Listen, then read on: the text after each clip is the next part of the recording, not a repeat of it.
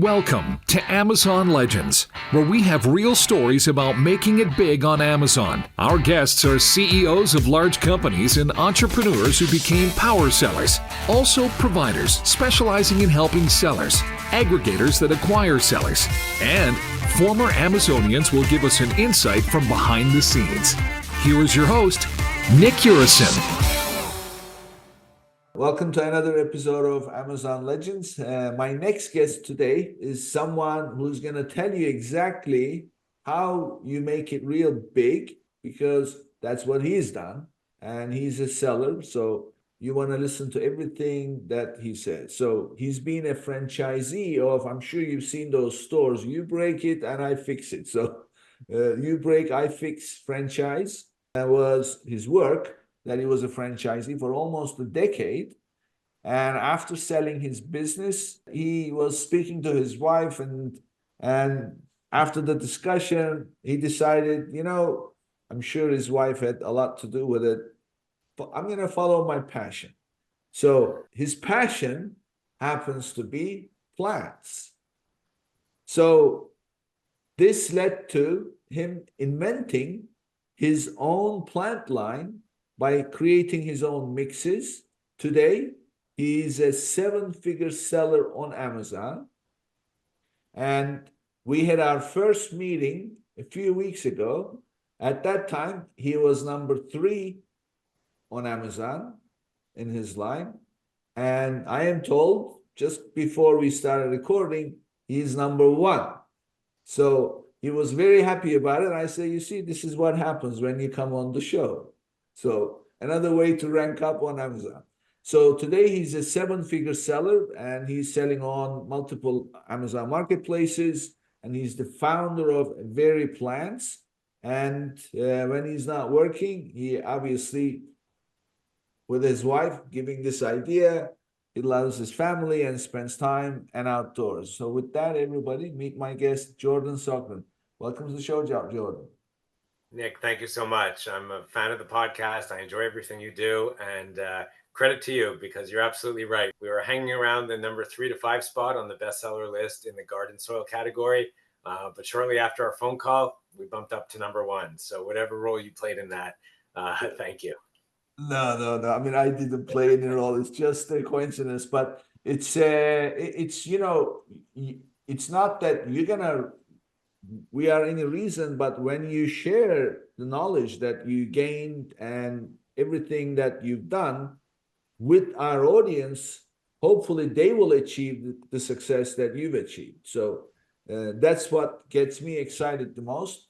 And mine was just as a lame joke. So what we're going to talk about today for my audience, I want to set it up so that everybody listens very carefully. So you scaled to 7 figures with a small number of items. So a lot of people, not so much concerned, but they think, well, how big can I get? If I just sell 1 product, 2 or 3 products, how big can I get? So you've done exactly that. So we're going to talk about how can you scale an Amazon operation with a small number of items, and we will provide the roadmap to do that. So with that, and by the way, you only have 3 products, right? Yeah, we have 3 products. Well, we have 1 product, really. It's potting mixes for houseplants, but there's 3 variants. 1 for tropical/leafy plants, 1 for orchids, and 1 for succulents.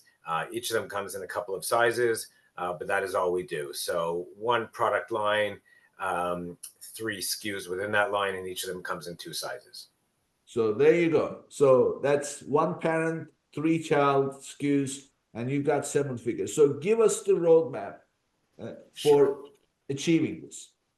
Sure. So I'll break our discussion today in a couple of areas. I'll talk a little bit about how we weave customer emotions and feedback into the content that we put up on Amazon. FBA routing, which is obviously mission critical for good cost management and economic success. Inventory management, also with FBA management, critical for success. Merchandising, so how we set up the products on Amazon, And finally, some experiments we've done around A/B testing and some other tools that Amazon provides in order to improve the efficacy of our ad campaigns, and our sell-through. Okay, cool. So, I mean, these are all extremely significant areas. So, for my audience, I want to give them, if you like, because this is going to be a loaded session and we're going to go through very quickly. So, I want to give them a little bit of an agenda, so to speak. So, first of all, how do you bring your product detail page to a point where it connects with your audience? An audience being the people that you want to sell to. What is the best way to achieve that? Everybody talks about pictures, but you've gone beyond pictures in a way that really is personal. So this is going to be extremely valuable. And then we're going to talk about some of the FBA intricate issues that affect directly your profitability, right? Because it's all about the costs and also how quickly the item becomes available, especially if you're running short on some of the things and you want quick FBA receipts and things like that.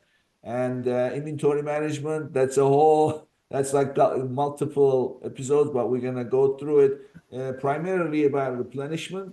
So I'd like to know how many pieces you need to produce ahead of time so that you always have stock. And the merchandising is all about your SKU structure and then how you present, and especially the last one you mentioned, Amazon experiments. What I'm especially interested to find out is what is the data that you got out of your experiments and then what you did with it. In other words, it's the numbers that you are watching and how do you decide what action is justified by what number. So it's kind of like driving a car. If you are driving too slow, you step on the accelerator. If you're driving too fast, you kind of slow down. So what is that number that's telling you to speed up and slow down? So what's the equivalent of that when you're running the Amazon operation? So these are going to be our discussions that are actionable, that people can, whatever they hear, go apply and then immediately see the impact. So with that, let's jump right in. So customer emotions. So tell us, how do emotions become content? Sure. So, we sell on Amazon largely, but we also have a Shopify site and a little bit of offline retail sales.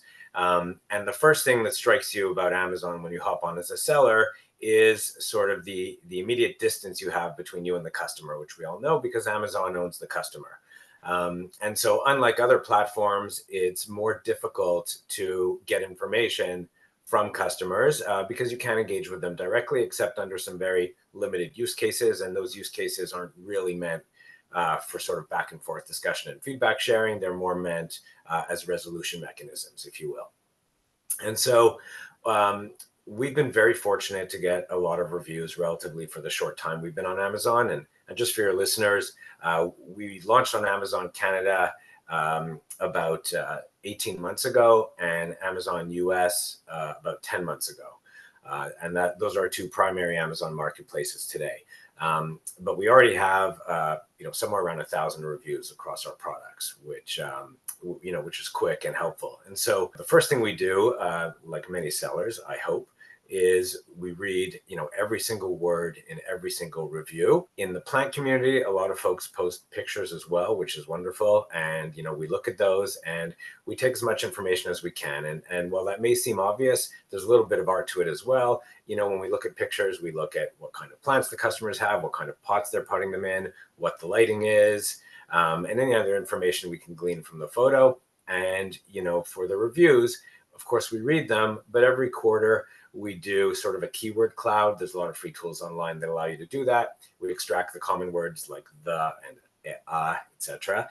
And we look for word groupings. And, we see different words popping up at different times in conjunction with some of the other things we're doing in terms of product titles and descriptions and bullets. And we make adjustments where necessary. So for a concrete example, if we see the word watering popping up a lot in customer reviews. Well, obviously there's a reason for that, and we'll look at the context in which it pops up, and we may tweak the first bullet on our listings or product titles to reflect whatever needs to be done there. So we're very, very attentive to reviews. The other thing we do, and those reviews, as a note, Nick, don't apply only to our Amazon listings. We look at our Shopify reviews, and that information influences our Amazon listings. So if you sell on multi-platform, you have to feed back the things you're learning right into Amazon, even if it's information, pulled from elsewhere. So that's the first big section. The other one, of course, is questions. We love that Amazon allows customers to ask questions, and we learn a ton from those questions. And we do the exact same thing as we do on the reviews. So what are folks asking about? What are some of the common things? And, because a small subset of folks asking a question is often indicative of the larger subset wondering the same thing, but are, perhaps they're more reticent to communicate, we take that information and we feed it right back into the listing information, description, images, etc. So that is a constant loop that we're always managing, which is the best way for us to, quote unquote, talk to the customer on a platform that doesn't sort of allow direct communication. So, okay, there is a few things. These are completely white hat tricks, but nevertheless, they kind of jumpstart certain things. Do you get people to post the questions that you would like to answer? That's a really smart question. We do. We wish we could happen more. We wish it could happen more, rather. Sometimes it's uncanny that the questions asked are exactly the questions we want to answer. And, we're very excited about that. But it's not a perfect thing. And often there are things we're really trying to communicate that we hope someone will answer so we can push the response over the top. But it's hard to do that. So it doesn't always happen, but we're very quick to respond. And, I'd say our question to review ratio is about in the high single digits. And again, I'd love to speak to other sellers and find out if that ratio is typical, but we're happy with it. We'd love to be at about a 10-to-1 sort of question for review ratio, because that shows good level of customer engagement, but high single digits is definitely a happy place. Okay. So I just thought of something that I think you're going to laugh when I ask, because it has nothing to do with Amazon. Okay. You familiar with vision boards? No, not to a great extent, no. Okay. So vision boards are about your dreams or goals that you want to achieve in life. So the theory, and this, by the way, works all the time. Okay. So for anybody who's listening, if you haven't read the book or haven't seen the documentary on Netflix called The Secret, I highly recommend it. It's a must. So it's very simple. You can get anything you want in life. The first thing you have to do is visualize. Visualize whatever that is. So there's a few things, but what it applies to our conversation is one way to visualize what you want. Let's say, for example, you want to live on the beach. You visualize the ideal beach house that you want to live in, and then you take pictures that look like that beach house that you want to have and put it up on a board. You cut out words, beach house, ocean, whatever, anything that's about, and put it on the board. And then you look at that board every day. That board is called vision board. So whatever your vision is, you are trying to visualize it, make it like you can touch and feel, and that's in front of you every day. And then you live your life as if you already have it. So then you end up having it. So that's the way it works. So the reason why I bring this up is you are actually turning your product detail page into a vision board for the shoppers, because the words that they use that describe their experience, you are putting it inside your content. And I'm going to give you one more idea. Now, just thought about this as you were talking. You take those words that they use, not necessarily in the reviews, but how they are searching your product and finding it. Your top keywords, just go which ones those are. I mean, these days, the success in listings is in 10 to 12 keywords. That's where your business is coming from.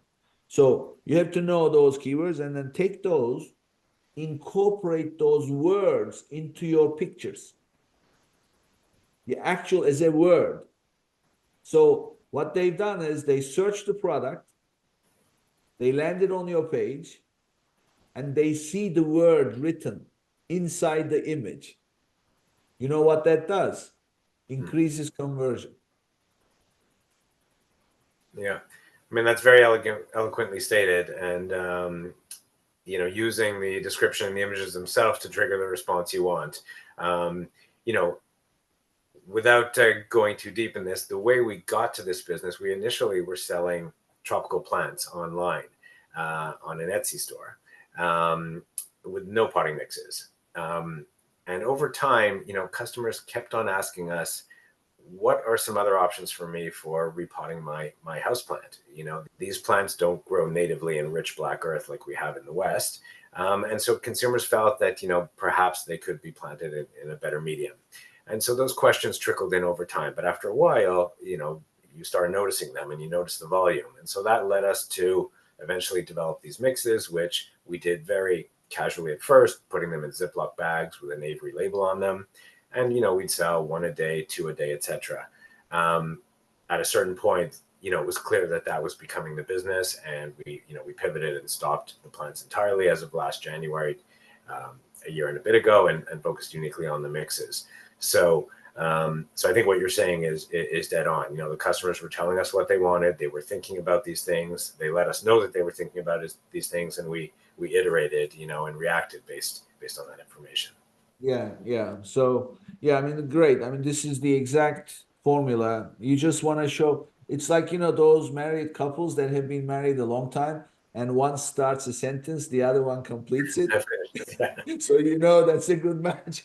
So exactly like that. So your product detail page will have the words and the content and the feelings that shoppers have when they land on the page. So they say, "Oh, this is me." And they see themselves actually using that product, buying that product, and recommending that product to others. And it's all coming out of your content. That's a great approach. So next one is FBA, optimizing Yeah. FBA, inbound operations, and also the costing and everything else. So give us everything. It's very, too many parts, moving parts there, especially with the recent increased costs. So give us your take.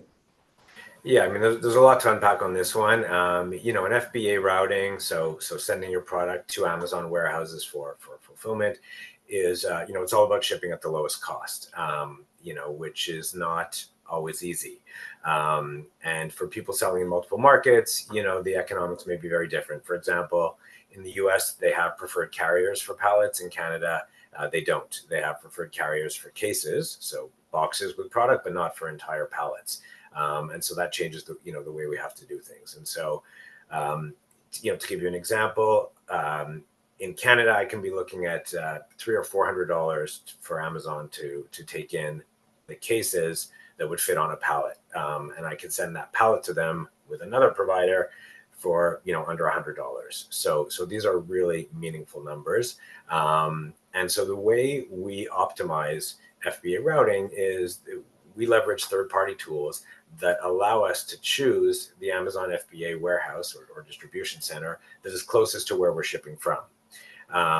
And obviously that's important because the less further your product has to travel, the lower the cost of travel.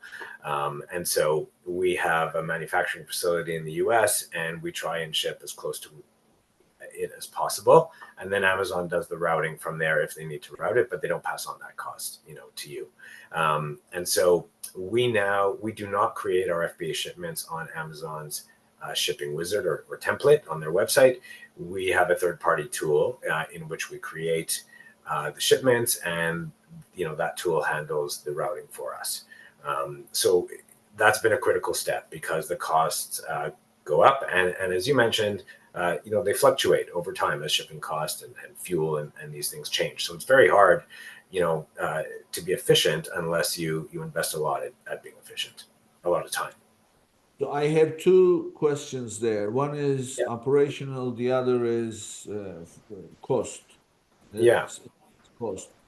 Operationally, if you're using Amazon designated carrier, then the moment that you print the shipping label and then you put it on the box and send it out, you are done. As good as you delivered it to Amazon, you don't have to worry about anything.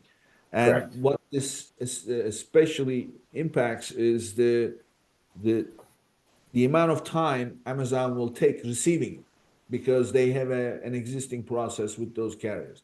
But when you use a third party, now you're talking about, and also depending on the size of the shipment, you're talking about that third party making arrangements with Amazon warehouses to book and then deliver and blah, blah, which may end up adding extra time to the delivery, the transit time and the receipt. So tell me about your experience with that. Yeah, so you're absolutely right. And, there's a learning curve there. And so we need to do a few shipments to understand what do we have to factor in for time.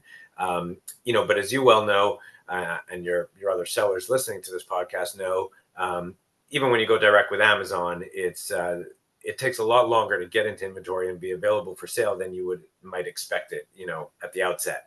And, often we'll send things, and from printing the label with an Amazon preferred carrier until it's available for purchase could be a month, and in some cases more.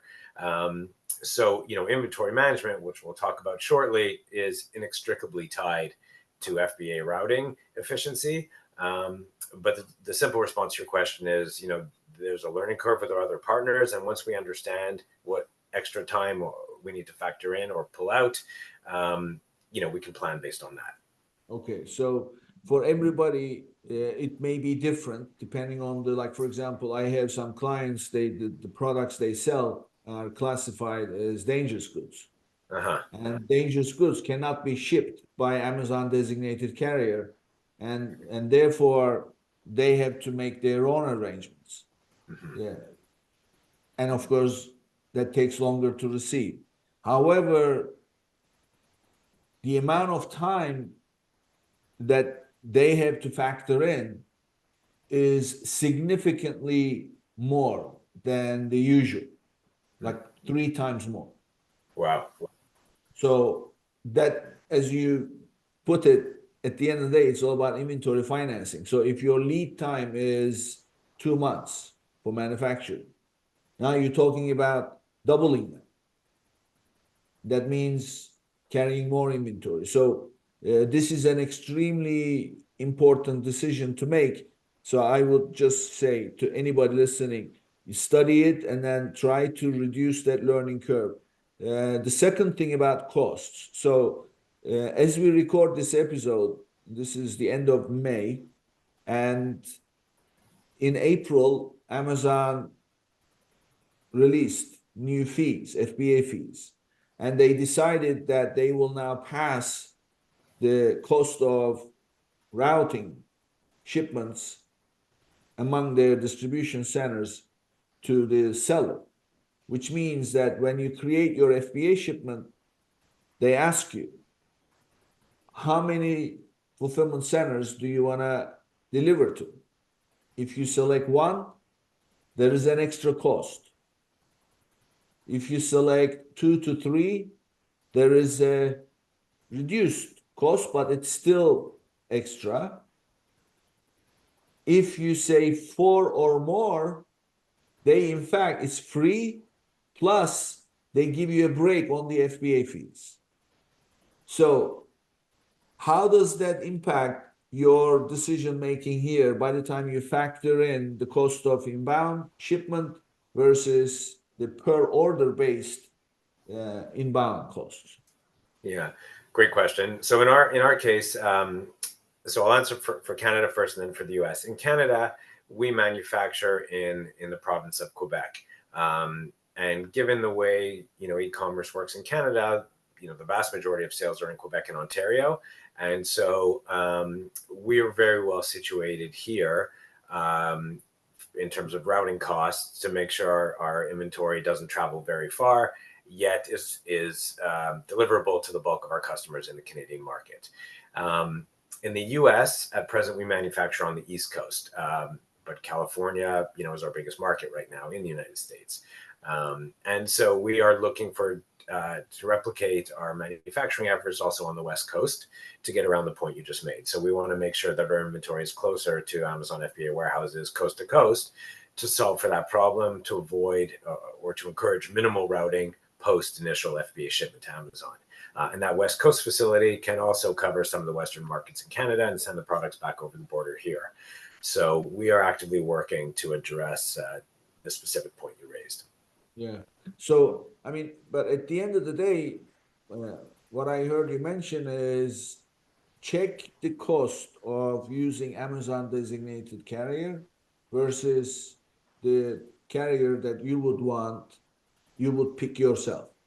So that's the ultimate decision. And based on the new Amazon fees, are you then saying that in order to avoid the highest fees, you would still select your own carrier, but have that carrier handle 4 shipments or more instead of just 1 shipment? That's what you're saying, right? We've had success using our own carriers, yes. We plan on continuing that way. But I'll be honest, like in our first year of business, the vast majority of our time was spent stabilizing inventory. And by that, I mean our ingredient inventory as well as our inventory at Amazon and transport, shipping. And, we are constantly vetting transport companies. Again, our app stack is large. We probably have 15 or 20 apps which enable a great Amazon experience and good economics for us. But one of them is constantly checking carriers and comparing cost every single day. And anytime we can save on shipping, we want to. And I guess for different sellers, they'll have different pros and cons based on what their product is, how it's classified, the weight, how it's packaged.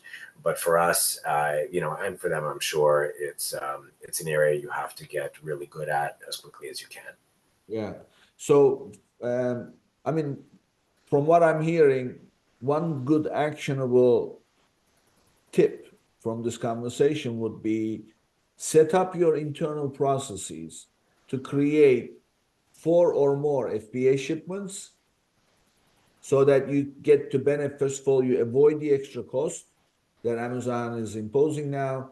In addition, you get a break on your FBA fees and have your own designated carrier by rate shopping and comparing to Amazon carrier. And as long as you do that, that means you'll be saving money on the inbound cost. And because you have 4 or more shipments that you are set up for, you'll take advantage of the reduced FBA fees while avoiding the extra FBA inbound fee by Amazon. That sounds like the best combination, right? Yeah. Look, as a business that is shipping product, you are constantly being impacted by the changes in the cost of moving products. And so you owe it to yourself on your side to constantly be vetting people that move the products and getting the best prices wherever you can. So yes, I would definitely invest time in looking at carrier options outside of Amazon's preferred carriers. And if Amazon's preferred carriers are priced better, fantastic. To your point, you print the label and you're done. Yeah, exactly. And of course, you have only 3 SKUs, so it's not like you have hundreds of, so it makes it easy. So, as they say, small is beautiful. There's a reason why everybody loves, puppies and kittens. And babies, yeah. I have a question for my listeners. Are you experiencing cash flow challenges with your Amazon business? Well, silly question. Who is not, right? So let me introduce you to Viably. a unique solution tailored for Amazon sellers and e-commerce enterprises. By connecting your Seller Central or Shopify account, you can promptly access funding along with a variety of financial tools, all for a flat fee. It's as simple as that.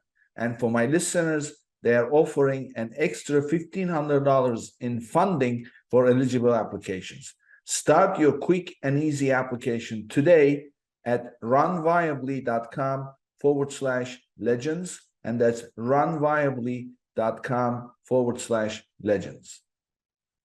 Cool. Okay, so let's move on to inventory management. So tell us about how you project. What is some methodology that you apply?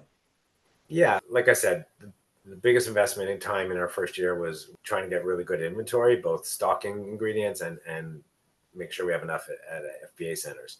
And so Amazon has some inventory projection tools, and they're okay. And again, I can only speak as to their impact or efficacy as it relates to my products. But we found that, they were not as accurate as we hoped. And also on either side. In other words, they weren't always a little less or a little more than we needed. Sometimes they were less, sometimes they were more. So, we realized pretty early on that we needed to move our reliance off of their own tools or only using their own tools. And so, again, we found some third-party tools that track each ASIN to help us make good forecasting estimates.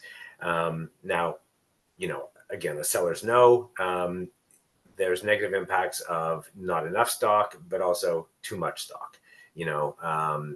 Amazon hits you with a low stock inventory if you have less than 30 days of product, and they'll hit you with storage fees, if your product isn't moving quick enough. And so, that can make things difficult, especially if your own supply chain to make your product is difficult to manage as well. This can be really tough, but getting good at this is key. And I would say all new sellers on Amazon, of course, get your listings right, get that stuff right, but nail your pricing, but spend your time trying to get as good as you can on inventory, because it'll pay off, tenfold. And when you're not good at inventory, not only do you incur extra costs, but your listing and ranking suffer because, the Amazon algorithms don't hold your place when they run out of product. They forget about you, and then they start again anew. So you really need to invest here for sure.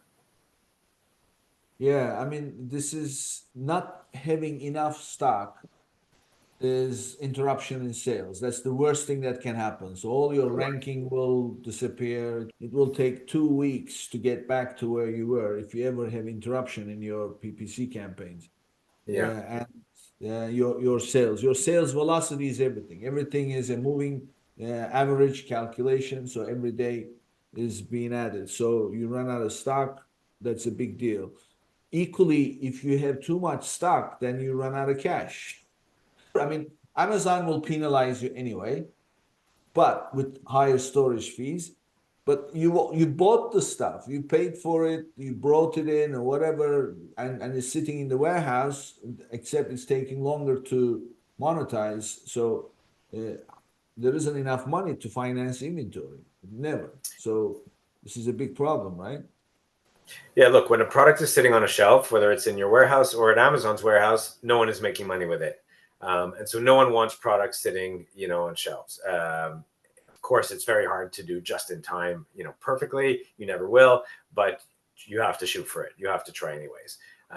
For this particular business, our potting mix business, we've found that 60 days of inventory is a good range for us right now, given the size of our business, to have at Amazon. So for all our SKUs, that's what we're working towards at present.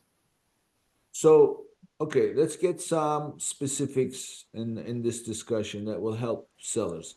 So keep 60 days of inventory at Amazon. While you have 60 days of inventory at Amazon, how much inventory do you keep in the home base? It's a rolling cycle, so we're always making it and getting it ready for the next one. Our business is young, and so we're only now starting to get a feel for seasonality, Nick. So, we don't yet know that in April we need 3 times the product we need in February. We're learning that slowly, so we're making mistakes, and I would say to any seller, like, don't beat yourself up too much. This isn't a sort of overnight learning. It takes some time. But right now, we do have a sense of the ratio we need and how much we need to make to keep that 60 days active. We're also growing very fast, and so our sales are going up a lot. So what worked last month might not work next month, and so we don't forecast too far ahead. And this can be problematic, and is problematic in many ways. But we found that forecasting too far out is useless. So now we're looking at a rolling 90 days, and we don't look a day past that. We're stocking for 60, we're forecasting for 90, and at the moment, that seems to be working for us. So let's say today you are shipping inventory to Amazon. What you are shipping is, with what's already at Amazon, is enough to make 60 days of sale. Yep, exactly. Factoring in what they have and what's in transit and what's being received, we always want them to have roughly 60 days of sales. And that seems to be working based on our growth trajectory. And how often do you ship to Amazon? Weekly. Weekly right now. Okay. Yeah. So Yeah. plan for weekly replenishments and make Yeah. sure that you're shipping to have 60 days worth of stock. And so today you are shipping, let's say you sell one a day and Amazon has 20 pieces. So today you're going to ship 40 pieces. When you ship the 40 pieces, how many more pieces do you have in your home base, just in case something happens to that shipment or whatever? Yeah, I get your question. I mean, the inventory at our warehouse is also serving our other channels, like our Shopify channel, where we sell on our own website, as well as our retail business. So right now our business is, I'd say 65% Amazon, 35% Shopify, or veryplants.com, and about 5% retail. So the inventory at the warehouse is servicing all of those channels. We're not parsing it out for Amazon. Yeah, I see. Okay. So, but either way, your approach is plan for 90 days, plan to have 90 days in stock at all times, and have 60 days worth of that at Amazon. Yeah, that's worked for us. And look, and on the back end, we're buying our raw ingredients that make up our products. And as you know, the more we buy, the lower the cost. But if I need 2 months worth of ingredients and I buy 8 months worth in order to have the price, well, now I have that sitting in my warehouse costing me a lot of money, but I pay less for it. So, will the sales catch up quicker? So it's, that's why I say, like, don't beat yourself up. Just look at the data, trust the data, and, be nimble and reactive, and invest the time, in inventory management and FBA routing. For Amazon, it's, and your calculation to calculate the 60 days or 90 days worth of inventory is based on what average? Are you looking at the last 30 days sales and then get an average of it? Or are you looking at anything else? We're looking at the previous month because, again, like, we haven't been in market long enough to have good seasonality metrics. And looking back 6 months is irrelevant because the sales are changing so dramatically month to month. So we're looking back a month and we're forecasting on that. And at the 60 days, we think the balance between not being too low and not paying too much in storage fees is a good fit for us. I would much rather pay storage fees than run out of product. So that is never an option, so I will always err on the side of too much than running to zero, because that triggers all kinds of problems with your ranking and this and that, your keyword, your advertising spend, like everything is more costly when that happens. But yeah, we're looking back about a month. I mean, I know my 3-month average, but I'm really paying attention to the last 30 days as a leading indicator. Okay. So, there is no off-the-shelf magic bullet that solves everybody's problems with replenishment calcs. Every business is different. There are so many factors. So, but there are also certain scenarios that you've got to consider which applies to everybody. For example, an item that's slowing down versus going up. So if you look at X number of days, let's say 30 days, the average daily is going to be the same, whether it's decreasing or increasing, right? Yes. Because so how do you factor that into your calculations? Yeah, so I do look at my daily sales. I mean, it's getting pretty predictable on Amazon, like barring some promotion or change in price for a given reason or something else, it's fairly predictable. And so I know how much sales I'm going to do a day, and I know, the breakdown between my products. And so I found it's a lot easier right now. Like there's a lot of curveballs, which we may or may not cover today. But for example, my biggest pet peeve with Amazon is when they remove or suppress a listing due to some specific trigger that went off that is not immediately obvious to me, hard to solve initially perhaps, and didn't come with a lot of warning. And so, that obviously has a ripple effect across the business. But looking at daily sales right now and comparing it to the last month is enough for us at the moment to understand, how much product we need to send them. Yeah. Okay. So I mean, primarily you're looking at 30-day sales to get a sense of how many you would sell, and then you factor in whether it's increasing, decreasing, and then that Yeah. gives you.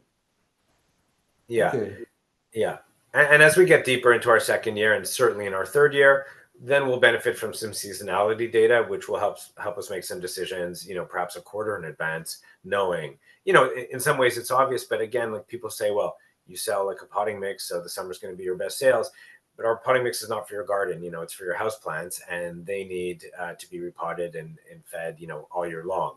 So, the seasonality is not immediately obvious to us, notwithstanding the product category we're in.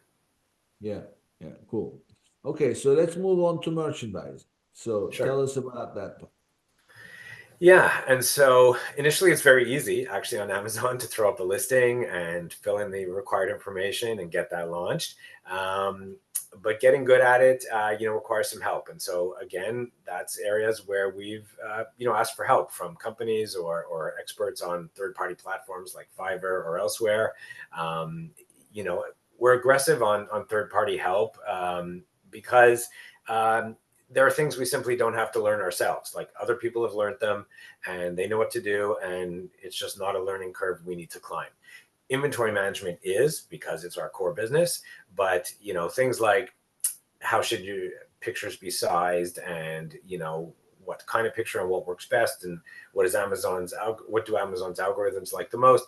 People know that stuff, and we defer to them instantly. So, we got a lot of help in setting up our initial products, our content, our A+ content. We outsourced, that, we threw up our SKUs. Now, since then, so here's some of the challenges with being a good merchandiser. Certainly in the examples you gave earlier, as it relates to hazardous material, but even for something like a potting mix, there are a number of keywords that trigger all kinds of things on Amazon, like fertilizer, pesticide things, and so our listings got taken down, suppressed, removed because we were flagged as a fertilizer and or pesticide rather, which we are not. But we had to understand, okay, what are the keywords that trigger those things? Where are they written down? What can we replace them with? And so we did that. And then how do we group our products? So everyone who sells something, considers this question. If a customer wants to buy 2 of something, do I, it's not just about bundling it. Like you can't say to Amazon, okay, shrink wrap it into a single product, sort of, if they ask for 2. Like this has to be done before you send them the product. So bundling and how you position multiple purchases is important, and setting up those SKUs correctly. And frankly, I can't see any other way of learning that other than trial and error, which is what we did. So right now, we're happy with the way we group our products. We're happy with the way we merchandise. We're happy with the way we show you our different colors. I learned a lot from looking at the apparel industry on Amazon. So someone who sells t-shirts, maybe they have 3 colors, and red, blue, and white, and each t-shirt comes in small, medium, and large.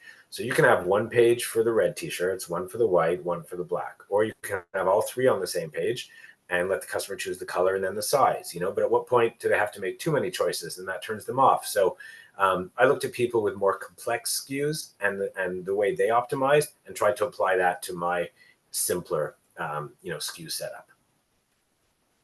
Yeah, I mean, it's the perception, right? So as soon as they see something that they connect with, yeah. So have you tried virtual bundles? With other people's products or with No, with Amazon. with our So own? Amazon has virtual bundles. Yeah, we have not done any virtual bundling as yet. It's just something we haven't gotten to. Perhaps it's something we should look at. Maybe you have some opinions here, but it isn't something we've explored as yet. Yeah, I mean, that saves the time and the effort you have to put in and the extra UPC and everything else in order to create another listing. So one of my clients did that. So what they sell is floor kits, and they come in 2 sizes and 5 colors. So it's 10 variations. And you just simply select 300 square feet or 600 square feet. 600 square feet. And you decide what color. So they noticed some people buying one small, one large, one 300, one 600. And as it happens, just a few weeks before this, Amazon released this new functionality to create virtual bundles. So he said, what do you think? I'm going to make up a 900 square foot variation. So I said, look, there's no cost as far as Amazon is concerned. They are charging you for 2 SKUs, but customer sees as 1 SKU, plus the price point goes up, of course. And they tried it and it worked. And he said, look, I'm not even going to run PPC. I'm not going to do anything. So let's see what happens. And they started selling. And I'm telling you, these are not easy sales. The 300 square foot one costs $400 and something dollars, $439. 600 something square foot one costs just under $700. So he priced the almost 1,000 square foot one $1,099, and they started selling. Yeah. Here is the only drawback: they cannot be child under the same parent. They have to be standalone SKUs. So you have to run a separate campaign, a separate. It needs to stand on its own. Separate reviews, of course. You're not going to benefit from the reviews of the parent. So those are the things to keep in mind. But virtual bundling definitely is something that may work for some people, and for my client, it worked nicely, even though it had its own drawbacks. Yeah. I mean, I'll add 2 quick comments here. One, so parent-child relationships is a learning area in and of itself, where we got some help, again, from just people that had gone through that before and knew how to do it efficiently. The other is, I'll give a quick shout out to Amazon support, which is probably surprising to many listeners because they, they get a lot of abuse, in forums and whatnot, but we never go via email support. We always ask for a phone call. You have a choice between email and phone call. The phone always rings instantly, literally, once you click it. And, it's true that not every person on the other end of the line is as helpful as others, but generally speaking, our experience on the phone has been quite good. And we were able to make changes and affect changes in a way that email just didn't allow, because email led to sort of generic template responses very often, which is probably what's frustrating many people. But we found many caring people on the other end of the support line, and and are appreciative of that. So yeah, I mean, I agree. I always look for the only thing that I usually prefer email is if it's a generic thing that you're looking for a reference or whatever. But if it's help that you need, definitely go for phone, the call me back option. But also, not every single person is as helpful and as knowledgeable either. So you're gonna getting phone support is always going to get you faster and better results, but it's not guaranteed. So if you don't get the right person on the first one, hang up and try again until you get the right one. And I've seen so many times that you get somebody who's so helpful and then they go out of their way, and it does work wonders. So definitely.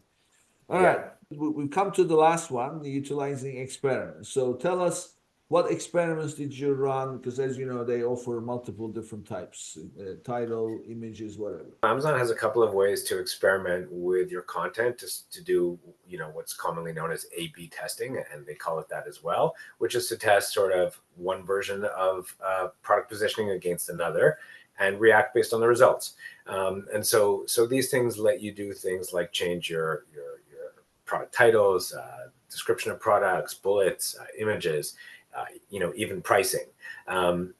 There's some nuances to whether you have to do these one at a time. In other words, if I have a given product, I can test the A version of that and the B, but not at the same time on Amazon. But depending on your brand registry setup and whatnot, there are options which Amazon calls managed experiments, which let you do simultaneous testing. So sort of depends on whatever works for you and whether you're a brand or a reseller or whether your brand is registered. That's very important there. And then Amazon, in the example where you're doing a simultaneous test, they will randomly route customers to your different pages, for you. And then, you can look at Amazon reporting after and see exactly what's happening. And you can run tests. We start looking at the data after 2 weeks. We usually don't spend more than a month on it. We found that's the kind of sweet spot there. 2 to 4 weeks of data is plenty for a meaningful sample. And then, you can go into reports. I forget the exact name, something like, detail page sales and traffic by child or something like that. And you can start to see very specific information that allows you to apply those learnings to your core listings. Yeah, I mean, the manual way of doing tests is you capture your data at the beginning and then you run whatever, allow enough period of time to pass with whatever content you are testing with, and then you capture the data again and you compare. There's a few things that I always say is, do not change too many things at the same time. Yeah. Change one thing at a time, number one. Number two, always take enough data. In other words, the experiment you can't learn anything in 3 days. So you will have early indicators, of course, but doesn't mean anything. So give it enough time, a minimum of 3 weeks, if not a little bit more. But Amazon, what you mentioned with brand registry, manage experiments, will do that for you. You don't have to do anything. And they will, in fact, show the stats in terms of A version versus B version. And here's what A got, here's what B got, and this one is better. So my question to you is, I'm assuming you use the manage experiments feature, right? So my question to you is, do you run an experiment and then see a winning option and stick with it, or do you keep running it? So are you asking if we're always managing an experiment? Yeah. So in other words, you let's say that you're gonna test 2 different versions of this the title. You run the experiment and the version 1 is doing much better. So you say, okay, we'll stick with this one, and then that's the end of the experiment. Or do you say, okay, let's take that one, and now let's create another one, and then keep on going. What is your methodology? It's a great question. So the answer is no, we're not always managing experiments or doing A/B testing. And the reason for that touches on something you mentioned at the beginning of this section, which is absolutely critical. You said it quick, but it's super important. You can't change 10 things because, if you have a huge impact based on that, which of those 10 things was important? Maybe only one of them was important. So, you need to set the experiments up properly. And so for us, we only run the experiments or do the A/B testing based on the learning somewhere else. So for example, if customer feedback suggests, could be the reviews, that customers are keying into one feature more than another, well, we'll change that and then we'll test against it. And if it turns out to be valuable, we'll run with that. And then, when we discover something new from customers the next quarter, we'll do that. Like I don't think it's necessary to be constantly changing, and I think it'll drive you and your customers nuts, frankly. But another important thing we do is we start at the top. So for example, if you don't have A+ content, you have a description, which is this massive text field of words and sentences in the middle of your listing. I wouldn't start with a change there because it's not sort of primal enough. You start with a change in the title. Like, I guess look at the order the customer sees things. So if you make one change, make it in the title, or then the bullets, but then the first bullet, etc. So that's how we do it. We try and make it at the top wherever we can, and we don't do it, more than once a quarter unless something really meaningful is learned. And in the same vein as my initial comments on customer emotions, you can do polling on other platforms that influence your Amazon listing. So you have two versions of a product. You want to know what folks think? Post that on Instagram, ask them somewhere. Like, you'd be surprised at how responsive your customers and potential customers are. And based on that feedback, that might influence your A/B testing. You can take information from other platforms in order to influence your A/B testing and manage experiments on Amazon. Yeah. I mean, the truth. You ever use Picful? Which one? Picful. No, but I've read about them recently, but I haven't tried it. Oh, I recommend it to everybody. Picful is so easy. This is not expensive either. It's like as low as $50. You create your own poll, you create your own audience, and then you put the question. And within, few hours, you have an idea. Exactly. And the only thing is, it's a do-it-yourself thing. Sure, you can learn things by trial and error, but some things can be dangerous. So how to ask the question is so important. So I give you this little story. So we're trying to figure out what is going to be the best picture, main picture. So what happened was, it's a kit. So one idea was show all the kit pieces in the main picture. Looks so busy, but nevertheless, that's a kit. And then have another picture that's much more flashy, that has stuff, and it says number of pieces of kit. So it's obviously, when you look at both of them, both say it's kit. There's no question. So we ran a picture poll. We said, which one would you choose as the main product picture? There's all kinds of answers coming through. It didn't make any sense. And then it hit us. Wait a minute. We did not say which product would you click on the search results page, because everybody immediately thought picture on the product detail page. But what we were trying to figure out is what would bring people to the product detail page. So asking that question so specifically the right way is key, and then you'll get your answer immediately, and then you can take that as suggested. You can create an experiment with that, with the different variations, and then go from there. And test it with friends and family, and see, to try and expose those necessary changes. We do the same thing with customer feedback surveys. It is not trivial to structure a question properly to get a meaningful response. It takes some thought. Yeah. One question before we wrap up this experiment talk.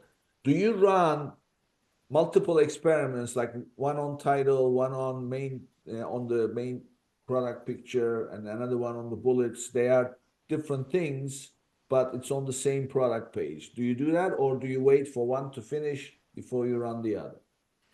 We wait for one to finish before we run the other. And that's not necessarily a better method. Just for us, it's simpler, easier to think about, and it's less distracting and easier to focus on. So, and again, with so few SKUs, and one of the SKUs is bigger than the others, so we found that to be enough for us. Maybe not for other folks, but for us, that's been the right way to do it. Yeah. I mean, definitely, it's one thing at a time, right? That's when this is the impact of this. But if you're running 3 experiments, you don't know what is really impacting. I agree. Great. So before we wrap up the Amazon talk, I had to ask you the third-party tools that you are a fan of. So you mentioned the FBA routing. So instead of using Amazon's, would you share with us which one you like the most? So I actually don't even know the name of who we're using. My partner and co-founder Thomas handles a lot of the app selection and management and stuff on the back end. Maybe we can post that as a follow-up. Yeah. So we'll post Yeah. it so our listeners and viewers just look out for it in the episode notes, and you'll see it there. So Jordan, this is a great conversation. We covered so much, and ironically, today this is my second recording today, and my first guest was the founder of a huge agency with 500 plus people working in the company. His name is Stephen Pope. He's the founder of My Amazon Guy, and I had a very meaningful conversation with him. But I have to say that your tips and then your experience beats what he suggested for brand new sellers to launch. It's yours was a lot more action packed. Now he, on the other hand, gave extremely fundamental tips for those. Because my question to him was, tell me, how does an Amazon seller become successful if they are a new company, new brand, and new listing? In other words, complete blank slate. And he gave the formula. He said, this is what you do. And but I'm like I said, this conversation is much better in terms of how people can take action. So it's a great conversation. So before we go, I want to now learn a little bit about you. So how does a franchisee become an Amazon seller? We already said passion, but that's not what I'm asking about. What I'm asking about is, you were a franchisee before, so you weren't working in a company, so you were an entrepreneur. So clearly you were running your own business, and then instead of doing something else, you said, okay, I'm going to start another business. So what was it before the franchise operation? What did you do before that? I'll tell you that. Before though, I'll just give one super fast tip for new sellers on Amazon because of how you sort of ended your section there. And I'll just say that don't wait till you think things are perfect and that you're fully satisfied. Get your listing up and learn from within. Things don't need to be perfect. Once you're 80% of the way there, that's enough. Get going and then iterate. Do not wait till you think it's perfect, because you'll never launch. Action is better, right? Action is better. So actually, I only became an entrepreneur, in my mid 40s.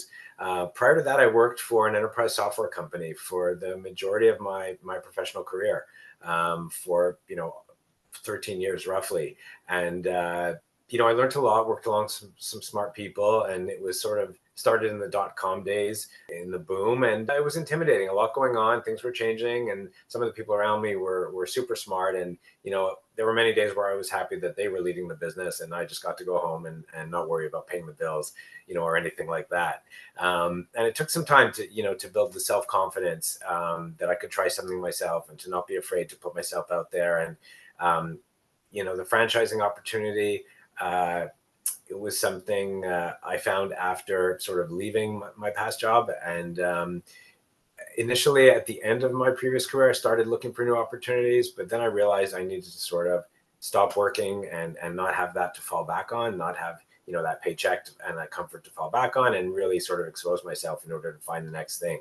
And so I left what I was doing with no plan B. Took some time to myself, and a couple months later, I stumbled on You Break, I Fix, and saw that there might be an opportunity to build a business in the Canadian market. And one thing led to another. I got some great help from mentors and folks who gave me some time. It's amazing what you can get, if you ask people for help. And acquired the rights and launched that business. And ended up selling it to the parent company that acquired the franchise itself in the US. About 8 or 9 years later, and and then just went to one of my passions, which was houseplants and gardening and just enjoying those things. And, you know, as you said in the beginning, that led my wife one day to say, hey, if you're itching to, you know, get back into things, why don't you try and do something around something that you're passionate about? And that, you know, that led me here into this podcast. So, but why not get another job? I mean, being in software sales, I mean, that's not necessarily a poor industry. People do very well in software. So why not get another job? Why become an entrepreneur and a franchisee? It's a great question. Well, I'll tell you that being in sales is great preparation for being an entrepreneur, because most salespeople, you know, their plan, their total targeted earnings are based on some formula of base plus commission, which means you have some good years and you have some not good years, which is exactly what life is like as an entrepreneur times 1,000. So that was, you know, good preparation for me. But I just, you know, as my confidence grew, I felt, hey, you know, I can do something. I have some good ideas. I'm not afraid to try. And I just wanted a taste of sort of doing my own thing and trying to create something of value. You know, and I was lucky enough to do that. And once you have a taste of that, I think it's hard to sort of go back, you know, to working for a company. And as an entrepreneur, you fail more often than you succeed. And but each time you sort of bounce back and get to the next day, your ability to handle risk and your tolerance for risk increases. And so, you know, at the end of my franchising experience, I was comfortable enough to try something new and not worry so much about failure or, you know, or about not doing well right away. And so, my confidence grew over that period, and I just wanted to keep on being entrepreneurial. I have a deep question for you. Your time that you spent in software sales, did it uncover your entrepreneurial tendencies and build your confidence, or did it teach you to be an entrepreneur? It's a good question. I learned some lessons. I wouldn't say it built my confidence. I mean, I learned some lessons. Being a salesperson, especially in enterprise sales, you know, you're walking into multi-billion-dollar companies, trying to sell them the thing in your suitcase, quote unquote, and it's humbling. You know, so I was very humbled in that role. I would go into rooms and be a very small fish in a room with very big fish. And, you know, it wasn't always a good feeling. And so that taught me a few lessons, you know, about people and about how to create sort of winning environments for everybody. And, you know, I learned a lot. And the confidence really only arose once I became an entrepreneur, because it was scary. And, you know, I wasn't 20 years old where I could go home and eat craft dinner every night. You know, I had expenses and a lifestyle and things. And so it was a real risk for me trying it so late. But I would say that more of my confidence came from actually doing it. You know, when I look back, obviously I saw people who had done it as well, and I learned a little from them, but there's no substitute for actually trying something. And, you know, almost all the growth came after I tried. So what I'm hearing was this was already, you were not discovering something new as you were handling sales. This is something that was natural to you, just it taught you some lessons about how to basically have a thicker skin in certain situations. That's it. You know, I always say, like, change is hard until not changing is harder. And working in enterprise sales was good for a long time, but at some point it became hard. Not hard enough to leave, but hard.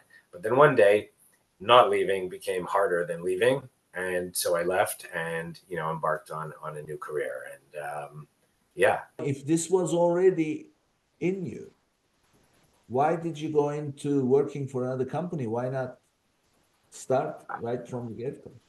Yeah, I mean, I think at that point it was in me, but it wasn't strong enough. And I lacked confidence and self-belief, you know, that I could succeed, you know, and be sort of, be an entrepreneur like other people I looked at who, you know, from the outside, I just thought they had a skill set and drive that I didn't have enough of at that point. And, you know, maybe I followed a path of least resistance. But at some point, you know, just the desire within me became strong enough to push me out of my comfort zone and to try. It wasn't strong enough at sort of day one. Yeah, you just proved. I mean, this is always the case. We are our worst enemy, right? We are the ones standing in our own way many, many Yeah. times. As Yeah. long as we learn to get out of our own way, because even if we don't, at some point it comes out, because that's the natural. Well, that's great. So entrepreneurs are born. They are not created. I mean, they are not taught. They are born. So this was in you. It's a great. I mean, look, seven-figure seller, number one in the, in such a short period of time, 1,000+ reviews. To me, your biggest success, the way I see it, is 1,000+ reviews in such a short period of time. Seven-figure seller is no big deal. I always say this: make sure that your success is not indexed to dollars, because the only value those dollars represent is the number on it, however much you have it. But reviews, they're priceless. That says so many things, and that indicates that there's a lot more that will happen. So I'm really happy for you. This is great, and great conversation. And so tell us, Jordan, how can people reach you? How can they make a connection? Anyone can contact me anytime at jordan@veryplants.com. Always happy to connect, always happy to network. I'm on LinkedIn as well. And, always happy to chat or help or learn something. So, happy to speak to folks. Thank you, Jordan. Great conversation, great episode. And thank you for being here. Likewise, Nick. Thank you so much. Before I go, a quick reminder to say goodbye to your cash flow problems and claim your extra $1,500 when you qualify for $25,000 or more in funding. Go to www.runviably.com/legends and start your application today. Thank you. And this brings us to the end of another episode. I'll see you next. If you enjoyed today's episode, be sure to subscribe, rate, and review the episode, and share it with someone you think would benefit from it too.